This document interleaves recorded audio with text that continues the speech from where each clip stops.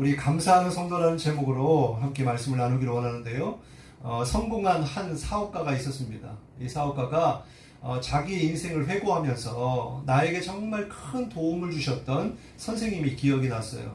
그래서 학교 다닐 적 어릴 때 정말 힘들고 어렵게 살았는데 나에게 도움을 주시고 또 좋은 가르침을 주셨던 선생님에게 편지를 보냈답니다. 그래서 이 선생님은 지금 이제 교직 생활을 마치고 이제 나이가 이제 70세가 이제 훨씬 넘어가는 그런 상황에서 이 제자로부터 이 편지를 받고 얼마나 감개무량했는지, 얼마나 감사하고 기뻤는지 그 편지를 보낸 제자에게 답장을 보내면서 이렇게 썼다는 거예요. 내가 지금까지 교직 생활하고 이제 은퇴한 지도 벌써 오래되었는데 이렇게 나한테 편지를 보내주어서 얼마나 고마운지 모르네.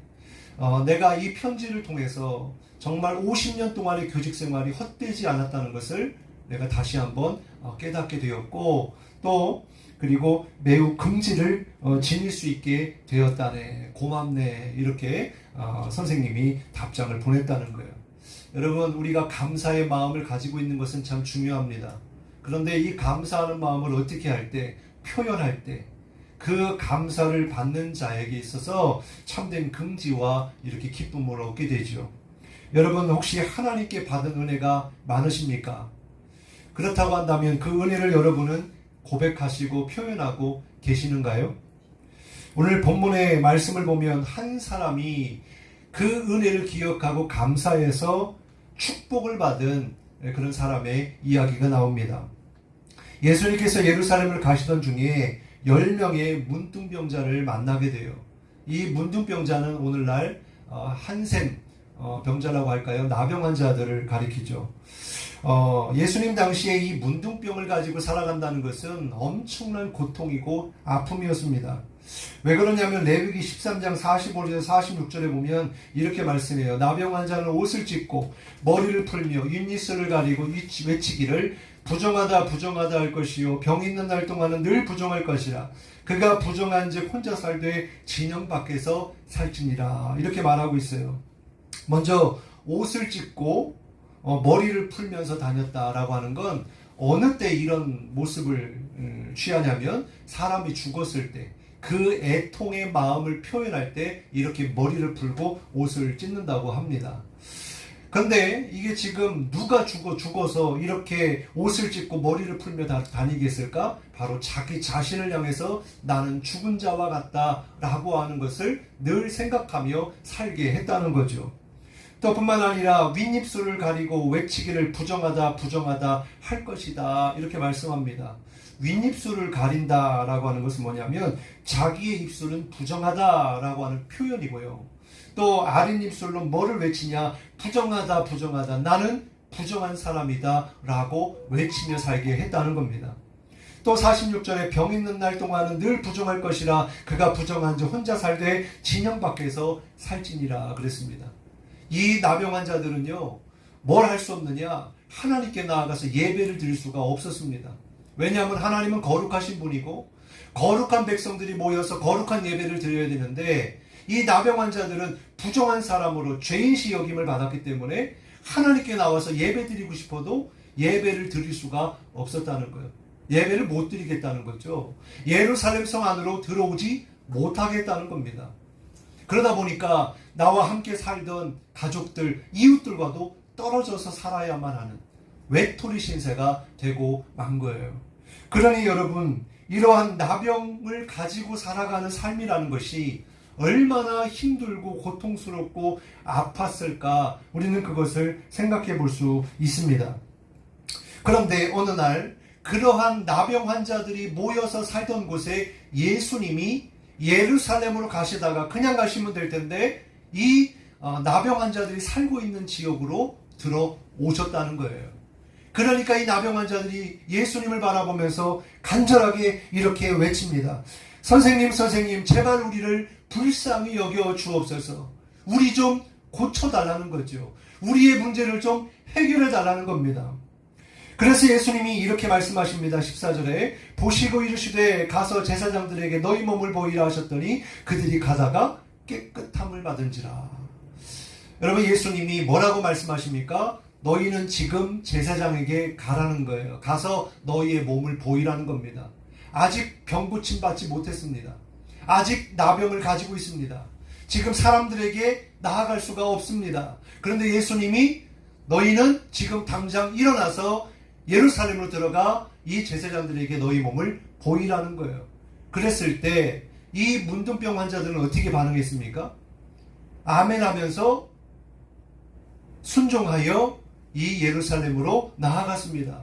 제사장들이 나아갔어요. 그런데 그 말씀에 순종하여 가다 보니까 어떤 일이 일어납니까? 자기의 몸이 점점 회복되는 것을 느끼게 되는 거예요. 그리고 10명의 문둥병자들이 고침받았기 때문에 내 모습만 고침받은 걸로 확인되는 게 아니라 서로를 보면서 아이고 너도 고침받았어? 나도 고침받았어? 할렐루야 하면서 얼마나 기뻐하며 그렇게 좋아했는지 몰라요. 정말 이루 말할 수 없는 기쁨이겠죠. 이제 앞으로의 삶이 소망이 없는 절망된 인생인데 어떻게 이렇게 이런 일이 일어났고 어떻게 이렇게 고침을 받았을까? 그러면서 사람들은 어떻게 반응했습니까? 열심히 뛰어가서 제사장들에게 자기의 몸을 보이는 거예요. 먼저 우리가 여기서 깨달을 수 있는 게 있습니다. 누가 하나님의 응답을 받느냐? 누가 하나님의 그런 병고침을 받느냐? 누가 하나님의 역사를 보고 경험하는 축복의 주인공이 되느냐? 따라해 보실까요? 하나님의 말씀에 순종하는 자가 복을 받습니다. 여러분, 순종하지 아니하면 아무리 하나님이 성경에다가 어마어마한 복을 약속해 주셨어도 하나님 말씀에 순종하지 아니하면 이 복을 받을 수 없다라는 거예요. 여러분, 그렇지 않습니까? 제가 누누이 이야기합니다. 이제 얼마 전에 뉴스에 보니까 이재명 정부가 이제 모든 국민들에게 민생 지원금을 준다고 그래요. 뭐 여러 가지 해석이 있고 또 여러 가지 생각이 다를 수 있습니다만 저는 좋습니다. 네, 어쨌든 돈 준다니까 좋아요. 그런데 보세요. 이 돈이 그냥 주어지는 게 아니지 않습니까? 이재명 정부가 회의를 통해 가지고 결정을 해서 이제 선언을 했습니다. 그러면 우리가 이걸 받으려면 어떻게 됩니까? 신청을 해야지 받을 수 있잖아요. 신청을 하지 않으면 받을 수가 없는 거예요. 아무리 나에게 100만 원을 준다, 1000만 원을 준다, 1억을 준다, 우리가 신청하지 않으면 받을 수가 없는 겁니다. 그냥 사회에 그냥 돌아가는 거예요. 환원이 되는 거예요. 국고로 들어가는 겁니다. 여러분, 이런 일들이 얼마나 많습니까? 우리 신용민 집사님 수술받고 병고침 받는 것도 참 좋은 일이고 또 다른 것은 생각하지 아니하고 몸만 고쳐진다면 아마 그런 소망을 가지셨을 텐데 이게 그냥 고침받는 게 아니잖아요. 그런 과정이 필요하고 또 해결해야 될 돈이 또 필요하지 않습니까? 그런데 돈이 많은 사람이야 상관없겠지만 정말 많은 돈이 들어가야 되는 그 환자의 입장에서는요, 이것도 힘든 거예요. 어려움인 거예요. 근데 알아보니까 뭐가 있대요? 지원금이 있다네. 그래서 이 지원금이 있는데 이 지원금을 어떻게 해야 받아요?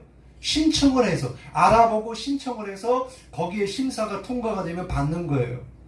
그런데 나라는 참 희한해요. 이 복지 시스템이 참 희한합니다. 내가 알아보고 내가 신청하지 아니하면 나라에서 먼저 알아봐서 우리한테 지원금을 주지 않는다라는 거예요. 내가 못 살아도 내가 힘들어도 아무리 복지사가 있어도 내가 직접 가서 신청을 해야만 그래야 지원금을 주더라고요. 그래서 여러분 가만히 계시지 마시고 내가 받을 지원금이 뭐가 있나 한번 알아보시기 바랍니다. 많습니다. 우리나라의 복지가 굉장히 좋아요. 그런 것처럼 주님이 약속하신 말씀에 복을 받으려면 어떻게 해야 된다? 말씀에 순종해야 된다. 왜 우리한테 예배를 드리라고 그래요? 예배에 나오면 내가 만나주리라, 내가 너희를 만져주리라, 내가 너희를 축복하리라, 은혜 주시려고 예배의 자리로 나오라고 하는 거 아닙니까? 목사가 나오란다고 나오고 안 나옵니까? 그게 아니잖아요. 하나님이 복 주시려고 나오라는 거 아니겠습니까? 근데 안 나오면 소용이 있어요, 없어요? 없는 거예요. 마찬가지로 기도해라, 구하라, 그럼 주실 것이다. 찾으라, 그럼 찾을 것이다. 문을 두드리라, 그럼 열릴 것이다. 그러면 기도하면 되잖아요. 기도하면 열어주시겠다는 거 아니에요. 근데 기도해요, 안 해요? 기도 안 해요. 그럼 기도 안 하면 응답 받을 수 있어요? 없어요. 하나님의 그 축복의 원리는 하나님의 약속의 말씀을 믿고 순종할 때 우리에게 임하게 되는 줄 믿으시기 바랍니다. 그래서 이 10명의 문둥병자가 고침을 받았어요. 얼마나 좋았는지 자기의 몸을 빨리 제사장에 가서 보여줌으로써 내가 자유함을 얻고 다시금 예루살렘 안에서 사람들과 함께 더불어 사는, 이제는 부정한 사람이 아니라 이제 깨끗해진 사람으로 내가 살아야 되겠다, 그런 마음으로 달려갔는데 그 중에 딱 한 사람, 10명의 사람 중에 딱 한 사람은 그 자리에서 어떻게 했다고 그래요? 하나님께 영광을 돌리며 예수님께로 돌아왔다는 거예요. 예수님께 돌아왔대요. 자, 예수님께 돌아와서 뭐를 했대요? 16절 같이 한번 읽어볼까요? 시작. 예수의 발 아래에 엎드려 감사하니 그는 사마리아 사람이라. 한 사람은요, 나를 고쳐주신 분이 예수님이시고 나를 구원해 주실 자가 예수님이라는 사실을 그는 믿고 감사해서 제사장들에게 가기 이전에 가장 먼저 예수님께 돌아와서 감사의 고백을 했다는 겁니다. 어떻게 했대요? 발 아래 엎드렸대요. 얼마나 감사하며 주님이 얼마나 크신 분이심을 알았다면 이렇게 발 아래에 무릎을 꿇고 감사합니다 주님, 감사합니다 주님, 내가 주님 때문에 살았습니다, 이렇게 고백을 했을까요? 근데 여기서 우리가 깨달아야 될 것은, 여러분, 하나님은 어떤 분이시냐? 우리에게 감사하는 삶을 살기를 원하시는 분이시다 라고 하는 거예요. 여러분, 우리 인생도 그렇지 않습니까? 감사를 알고 뭔가 긍휼을 베풀고 은혜를 베풀고 뭔가 좋은 것이 있으면 나누어주고 할 때 그 은혜를 좀 감사하게 여기고 너무너무 감사해서 그 감사를 표현해주는 사람이 내게 있다면 여러분 어떤 마음이 드세요? 아, 저렇게 나는 별것 아닌 건데 내가 저 사람에게 준 건 작은 것 하나인데 저 사람이 이렇게 감사하고 이렇게 좋아하고 이렇게 기뻐하네? 그럼 어떻게 해야 되겠다? 또 줘야 되겠다, 더 줘야 되겠다, 더 많이 줘야 되겠다, 그런 마음이 들어요, 안 들어요? 이게 인지산정 아닙니까?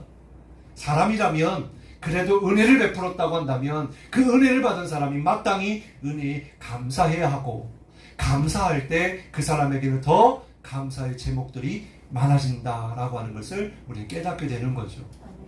여러분, 9명의 사람도 좋았습니다.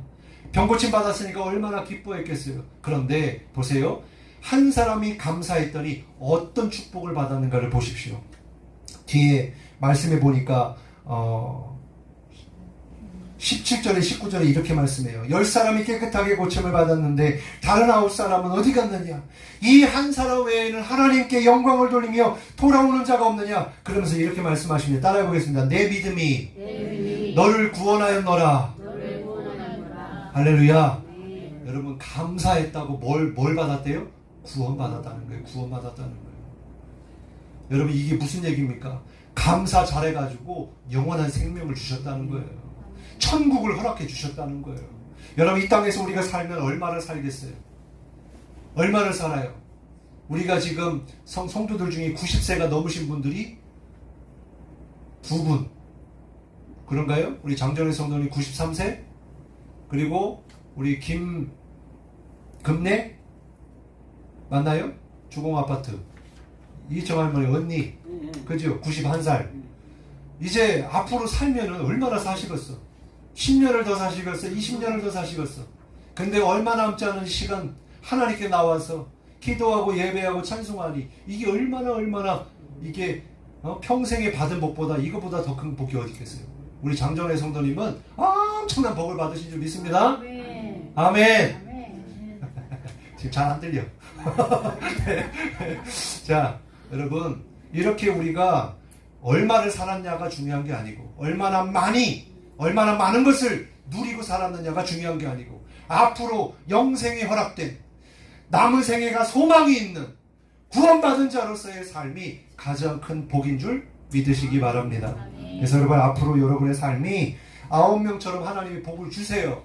하나님은 모든 사람들에게 은혜를 주십니다. 그런데 누가 더 큰 복을 받느냐? 하나님께 감사하는 자에게 복을 주신다고 했으니 앞으로 남은 삶, 여러분 삶의 조건을 보고 감사하지 마시고 환경을 바라보고 감사하지 마시고 지금 당장 내 뜻대로 내 마음대로 내 소원대로 안 됐다고 절망하지 마시고 아직 하나님의 시간이 이르지 않았기 때문에, 그리고 지금 내가 알지 못하는 이 시간 동안 하나님은 하나하나를 온전하게 완전하게 하나님의 일들을 이루어 가신다는 사실을 여러분 꼭 기억하시고 하나님께 감사하시는 올해 하반기가 되시기를 주님의 이름으로